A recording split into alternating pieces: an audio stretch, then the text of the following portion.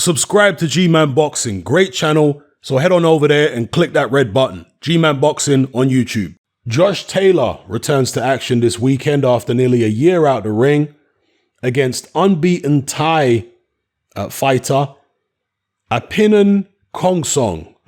I probably butchered that name. Now, we all know Josh Taylor, obviously. He's had a very, very good career so far. Just 16-0, but unified 140-pound champion. Super lightweight, they call it nowadays, rather than light welterweight, which is what I just reflexively end up calling it. But in his last fight, of course, he fought Regis Prograis. Great match. Won a majority decision over 12. Before that, he fought Baranchek. That was a real good fight. In the all these fights were in the World Boxing Super Series. Ryan Martin, Victor Postal was a real good win earlier on in his career. Miguel Vasquez, of course, he stopped him. Winston Campos, Ahara Davis famously in that domestic grudge match. So he's had a real eventful career through his first 16 fights, Josh Taylor. We all know him. But I can't speak for you guys. I certainly don't know his opponent. And this fight will be taking place, by the way, at the York Hall in Bethnal Green, which is a very famous boxing venue in the UK. It's a small venue, but very, very famous. So if we head on over to his BoxRec page, Apinun Khongsong, a Thai fighter, 24 years of age. He's, like Josh Taylor, had, it says here he's had 16 bouts, but here it says 17. Or maybe that's including the Taylor fight. Yeah, it probably is, which hasn't taken place yet. But 16 bouts so far. 5'10", so he's fairly tall for the weight, like Josh Taylor, who's around the same. 24 years of age, so he's the younger man from Thailand. And looking at his record, I mean, he's fought nobody I recognize. Yeah. But one thing I can tell you about Thai boxers is a lot of them are very, very tough. A lot of them come from the Muay Thai background, and they're kicking and punching and getting involved in all kind of brutal scraps from when they're little kids, a lot of these guys. So over the years, I have seen some very, very tough and ferocious, because that's one of the hallmarks of a lot of the Thai boxers that I've seen over the years. Is a lot of them are really ferocious in the ring, hard punches and aggressive and all that kind of stuff. And again, that kind of comes from that spirit of Muay Thai boxing. So never seen the guy fight before. An unknown quantity. If any of you have seen him, then please let me know what you thought about him in the comments. In his last fight, which was in Thailand in 2019, he fought somebody that was 9-11.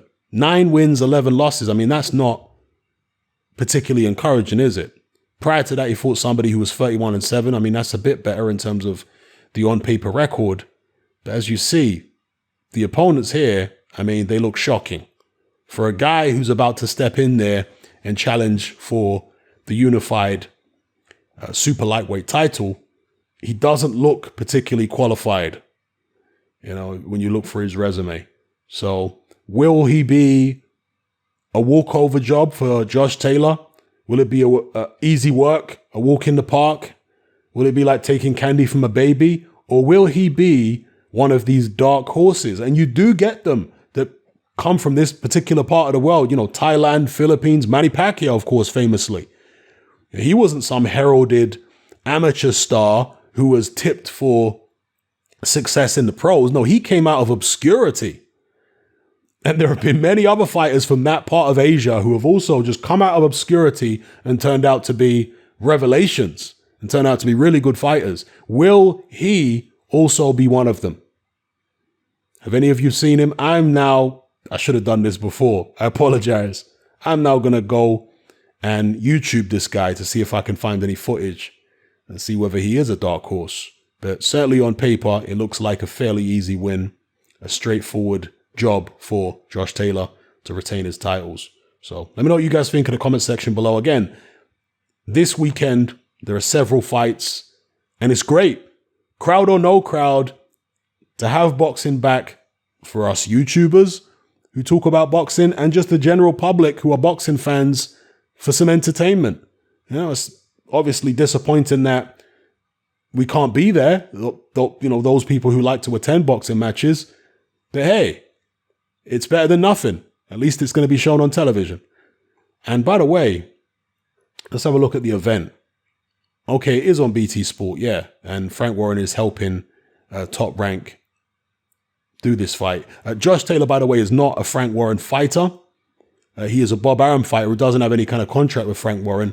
But given the relationship between Top Rank and Frank Warren, obviously it makes sense, Frank Warren being a British-based promoter, that he helps put the show on in the UK.